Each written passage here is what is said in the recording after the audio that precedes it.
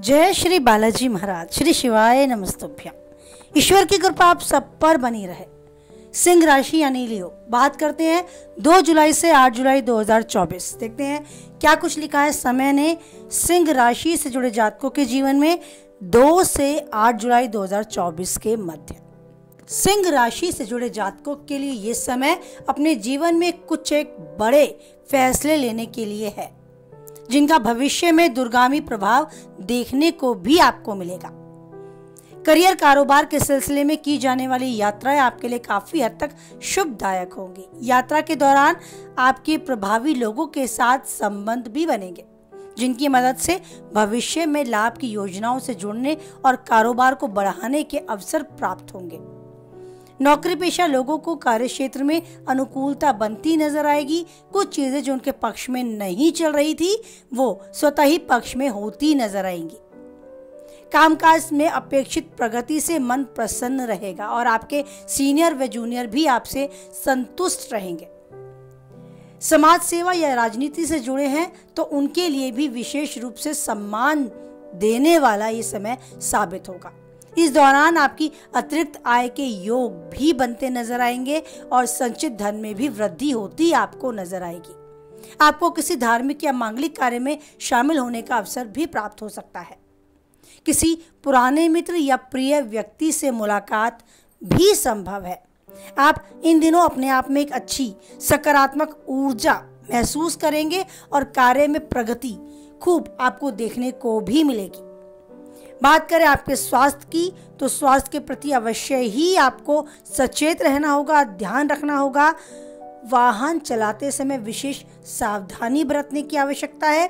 किसी दूसरे का वाहन लेके कदापि ना चलाएं और स्वयं भी खुद के वाहन पर भी सतर्क सावधानी के साथ ही चलाएं।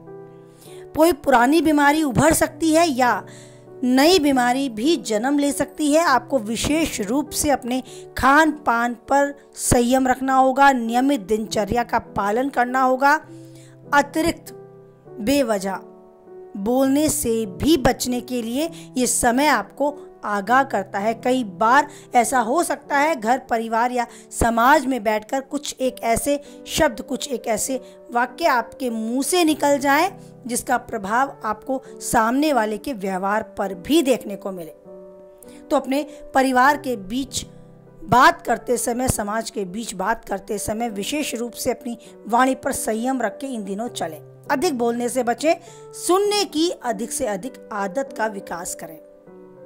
बात करें आपके घर परिवार, आपके वैवाहिक जीवन और आपके प्रेमी जीवन की तो सब कुछ अनुकूल जाएगा। बस आपको ध्यान रखना है, भावात्मक रूप से खुद की जिम्मेदारी लेनी है उलझते रिश्तों को सुलझाने के लिए। ये समय आपको काफ़ी हद तक समय दे रहा है कि आप अपने उलझे रिश्तों को सुलझा लें। स्वयं से जिम्मेदारी लेंगे तो आप सब कुछ सही होते भी पाएंगे। घर में अगर थोड़ा भी तनाव, थोड़ा भी उलझन, थोड़ी भी खटपट आपको नजर आती है तो अपनी बातों से अपनी जिम्मेदारी लेते हुए उन रिश्तों में मिठास पैदा करने की खूबी इन दिनों आपको खुद में देखने को मिलेगी और काफ़ी हद तक आप उस खूबी का पालन करते हुए सफलता भी पाएंगे। आपसी प्रेम संबंध में या वैवाहिक जीवन में भी थोड़े बहुत उलझने, थोड़ी बहुत खटपट अगर इग्नोर कर दी जाए, अगर अनदेखी कर दी जाए तो कुल मिलाकर ये समय आपके पक्ष में है। आपका पार्टनर, आपका जीवन साथी काफ़ी हद तक आपकी भावनाओं को समझेगा, आपके साथ अपने मन की तन की चर्चा करेगा। आप भी भावात्मक रूप से उनसे जुड़ाव महसूस करेंगे और अपने प्रेम को मजबूती से बढ़ते आगे पाएंगे। उनकी भावनाओं का भी सम्मान करते चलें और जीवन में जो पाते हैं वो पाते चलें। ईश्वर के साथ एक स्ट्रॉन्ग कनेक्शन बनाएं, कुछ समय उसके साथ ज़रूर बिताएं। अपने मन की उलझन उनके साथ शेयर करें। आप पाएंगे कि आपके अंदर एक गजब की ऊर्जा उनके द्वारा प्रदान हो रही है और साथ ही उनका धन्यवाद करते चले एक स्वस्थ शरीर, स्वस्थ मस्तिष्क देने के लिए, बहुत कुछ ऐसा भी देने के लिए जो औरों के पास नहीं है। केवल और केवल आपको ही ईश्वर ने उपहार स्वरूप आशीर्वाद में दिया है। तो उन चीज़ों को गिनना शुरू करें जो आपको दूसरों से अलग बनाती हैं और ईश्वर के लिए आप खास हैं ऐसा एहसास भी दिलाती हैं। यकीन मानिए बहुत कुछ आपके पास है जिसे आप गिनते ही नहीं, जिसे आप महसूस करते ही नहीं, जो ईश्वर ने आपको प्रदान किया है।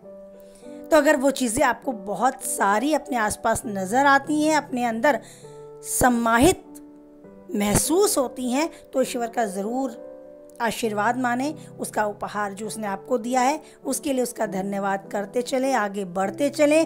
जीवन की उलझनों में, हर चुनौती में उस ईश्वर को साथ पाएंगे जो चाहते हैं आप उस शिखर तक यूं ही बढ़ते जाएंगे। इस उम्मीद, इसी कामना के साथ वाणी को विराम देते हैं कि जो आप चाहते हैं वो आपको मिले और आप यूं ही आगे उन्नति के शिखर तक बढ़ते चलें। कुछ हद तक आप वीडियो से सहमत रहते हैं तो प्लीज़ लाइक करें, किसी के काम की बातें हैं तो उस तक शेयर करें, और पहली बार चैनल पे बने रहना चाहते हैं तो चैनल को सब्सक्राइब करें, साथ ही नोटिफिकेशन बेल को भी ऑन करें जिससे आने वाली वीडियो की सूचना आप तक पहुँच जाए। बनाए रखें उस ईश्वर पर अटूट विश्वास और सदैव करें ये एहसास कि कोई है या नहीं है, कोई भी परिस्थिति हो वो ईश्वर है हमेशा मेरे साथ। इसी एहसास, इसी विश्वास, इसी भरोसे के साथ बोलें, जय बालाजी महाराज, जय माता दी।